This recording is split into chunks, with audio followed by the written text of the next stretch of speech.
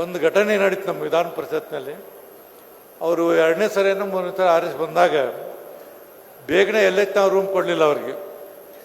1 news ನೋಡಿದ್ರು, 2 news ನೋಡಿದ್ರು. 3ನೇ ದಿವಸ ಕಡೆಗೆ ಒಂದು ಸೂಟ್ ಕೇಸ್ ತೊಗೊಂಡು ಬಂದ ಮುಖ್ಯಮಂತ್ರಿ ಕುರ್ಚಿ ಮೇಲೆ ಕೂತ್ಬಿಟ್ರೆ ಅವರು. ನನಗೆ ರೂಮ್ ಕೊಡಬಿಟ್ಟ ಎದ್ದು ಹೋಗೋದಿಲ್ಲ ಅಂತ ಹೇಳ್ಬಿಟ್ರೆ ಅವರು.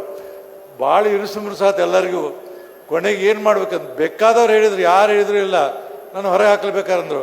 ಕಡೆಗೆ ಅಲ್ಲೇ ಅನೌನ್ಸ್ ಮಾಡಿ 5:30 ಗಂಟೆ ಒಳಗೆ ಅವರಿಗೆ ರೂಮ್ ಕೊಡಲಾಗಿದೆ ಅನ್ನುವಂಥ ಮಾತನ್ನು ಹೇಳಿದಾಗ ಎದ್ದು ಹೋದ್ರು ಅವರು.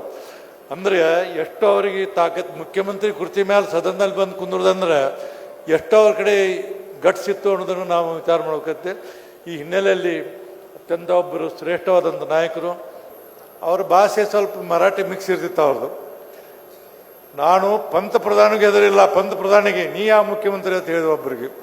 ಪಂತಪ್ರಧಾನ ಏನು ಗೊತ್ತಾಗಲಿಲ್ಲ ಇದ್ದವ್ರಿಗೆ. ಆ ಬರ್ಕೊಳ್ಳೋರು ಇರ್ತಾರಲ್ಲ ನಮ್ಮಲ್ಲಿ, ಅವ್ರು ಬಂದರು.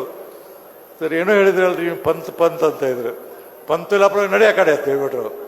ಅವಾಗ ನಾನು ಅವ್ರಿಗೆ ಕರೆಸಿ ಹೇಳಿದೆ, ಆ ಹೆಣ್ಮಕ್ಳಿಗೆ ಇಲ್ಲ ಈ ಥರ ಇರ್ತಾರೆ ಹಿಂಗಂತ ಹೇಳಿದೆ. ಅಷ್ಟು ಗಟ್ಟಿಯಾದಂಥ ವ್ಯಕ್ತಿ.